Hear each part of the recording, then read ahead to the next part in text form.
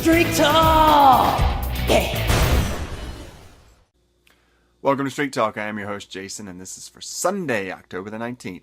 Let's keep the NFL action rolling. Indianapolis Colts hosting the Cincinnati Bengals. Well, Colts coming off that victory last Thursday night where they sort of hung on for dear life against the Texans, or else it would have really been a back-breaking loss considering they were 1 point up, 24-0 in the first quarter.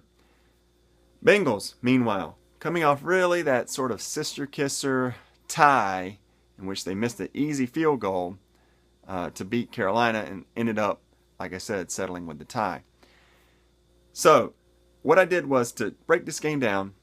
I went back and looked at from 2012, 2013, and then this year, teams that played on Thursday night and won the game, how did they do the following week? We always sort of, I don't know if it's true or not, but we think of, hey, they played on Thursday night, they have extra time to prepare, they probably have a pretty good record.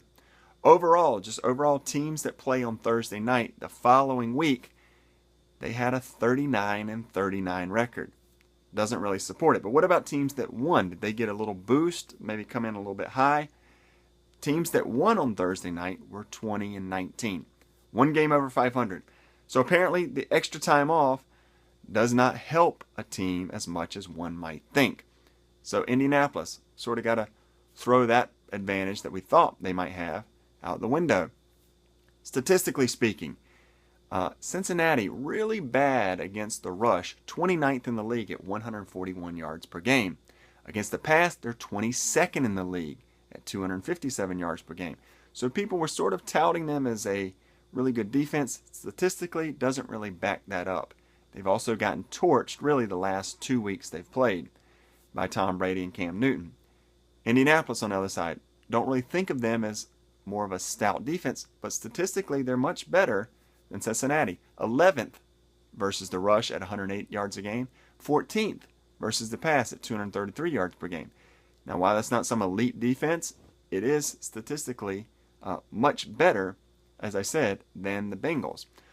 Offensively, well, Cincinnati is 16th in the league on the ground, but surprisingly, Indianapolis is 12th in the league on the ground. So they're actually better offensively on the ground than Cincinnati, which is a little bit of a surprise. In the passing game, Andy Dalton, 8th in the league in the pass. He is going to be missing A.J. Green again, so that's going to knock that down just a little bit. Mohamed Sanu filled in well last week. Can he keep it going again this week? Andrew Luck, well, he's the number one passer in the league. First in the NFL, 329 yards a game.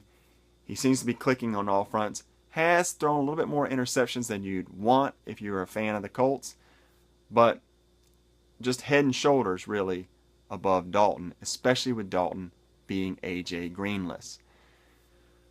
So I'm going to say Colts for the victory, Colts for the green. This is the thing really that worries me here.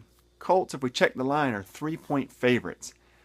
I would have predicted that it would have been a little bit higher, maybe 3.5, maybe 4, perhaps playing at home, 4.5. I know that's a little bit, we're getting past the key numbers there, but the fact that it's only 3 worries me a little bit.